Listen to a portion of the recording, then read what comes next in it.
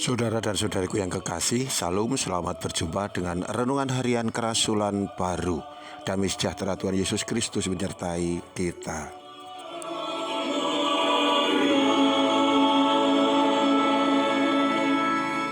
Kita masuk seri renungan di bawah judul Tuhan Yesus menyucikan bait Allah. Ini adalah bagian yang pertama dan kita akan mengawali dengan membaca kitab suci dari Yohanes 2 ayat 13 sampai dengan 25. Ketika hari raya Paskah orang Yahudi sudah dekat, Yesus berangkat ke Yerusalem. Dalam bait suci didapatinya pedagang-pedagang lembu, kambing domba dan merpati dan penukar-penukar uang duduk di situ. Ia membuat cambuk dari tali lalu mengusir mereka semua dari bait suci dengan semua kambing, domba dan lembu mereka. Uang penukar-penukar dihamburkannya ke tanah dan meja-meja mereka dibalikkannya. Kepada pedagang-pedagang merpati ia berkata, "Ambil semua ini dari sini. Jangan kamu membuat rumah Bapakku menjadi tempat berjualan." Maka teringatlah murid-muridnya bahwa ada tertulis, "Cinta untuk rumahmu menghanguskan aku." Orang-orang Yahudi menantang Yesus, katanya, "Tanda apakah yang dapat engkau tunjukkan kepada kami bahwa engkau berhak bertindak demikian?" Jawab Yesus kepada mereka, "Rombak bait Allah ini, dan dalam 3 hari aku akan mendirikannya kembali."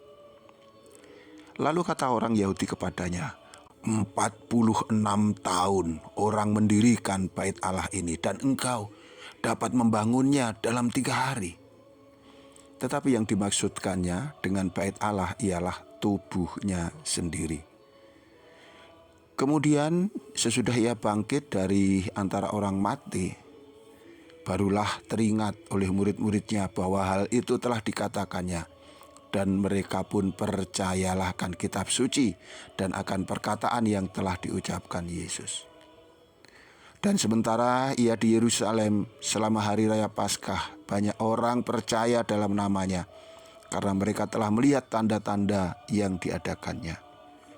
Tetapi Yesus sendiri tidak mempercayakan dirinya kepada mereka karena ia mengenal mereka semua. Dan karena tidak perlu seorang pun memberi kesaksian kepadanya tentang manusia, sebab ia tahu apa yang ada di dalam hati manusia.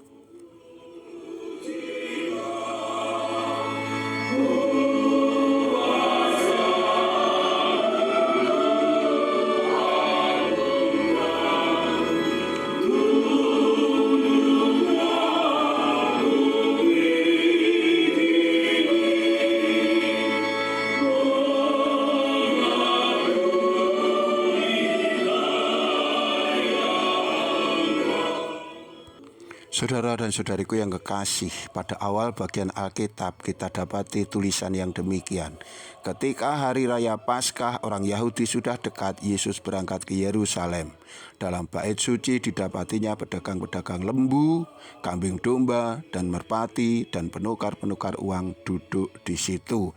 Ia membuat cambuk dari tali lalu mengusir mereka semua dari bait suci dengan semua kambing, domba dan lembu mereka. Uang penukar-penukar dihamburkannya ke tanah dan meja-meja mereka dibalikkannya.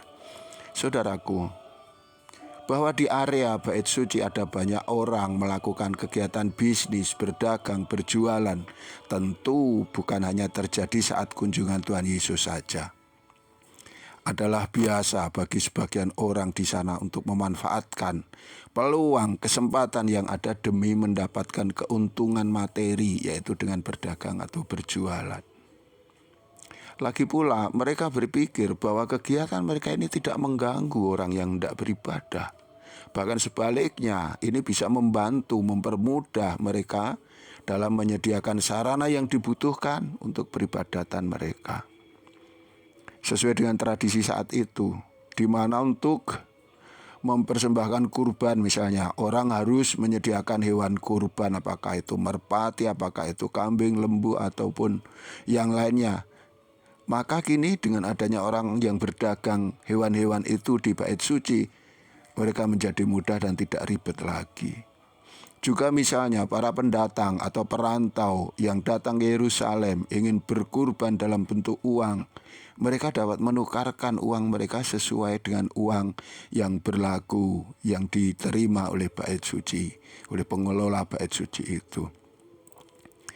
Lagi pula ketika Yesus datang, suasana juga tenang-tenang saja. Para pedagang duduk-duduk dengan tenang sambil melayani pembeli. Ini artinya keberadaan mereka dengan kegiatan bisnis mereka itu pasti juga sudah sepengetahuan atau bahkan mungkin seizin pengelola bait suci. Sekilas ini tentu bisa dipahami sebagai kegiatan yang positif, yang baik, yang bermanfaat. Namun pertanyaannya, mengapa Yesus menjadi murka dengan keadaan itu? Mengapa Yesus terkesan tidak mengerti dengan maksud baik mereka, tidak memahami usaha-usaha mereka untuk membantu orang-orang yang tidak beribadah? Ya, begitulah. Karena apa yang dipandang baik oleh manusia belum tentu sesuai dengan kehendak Allah. Saya ulangi, apa yang dipandang baik oleh manusia belum tentu sesuai dengan kehendak Allah. Mari kita camkan ini di dalam hati kita. Kita sering memiliki keinginan-keinginan. Kita sering melakukan kegiatan-kegiatan yang menurut hikmat kita ini baik. Ini cocok untuk kemajuan-kemajuan sidang jemaat. Atau mungkin bahkan kita memiliki permohonan-permohonan yang kita pandang baik. Tapi mengapa Allah tidak mengabulkannya atau bahkan seolah-olah Allah tidak menyetujuinya? Ini sering terjadi dalam hidup kita. Karena pandangan manusia itu terbatas. Sebaliknya Allah mengetahui semua yang terbaik.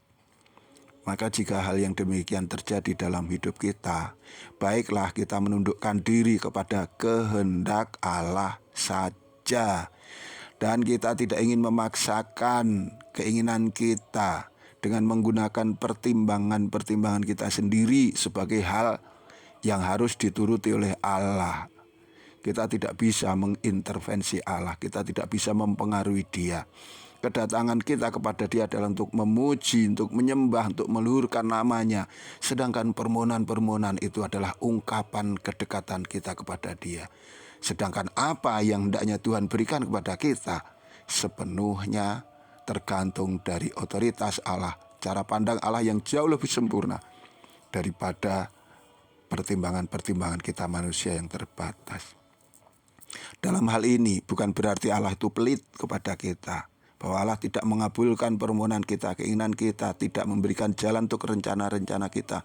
Bukan berarti Tuhan tidak bisa memahami kita, melainkan sebaliknya, Ia hendak memberikan yang terbaik untuk kita, yang kita belum bisa memahaminya saat sekarang.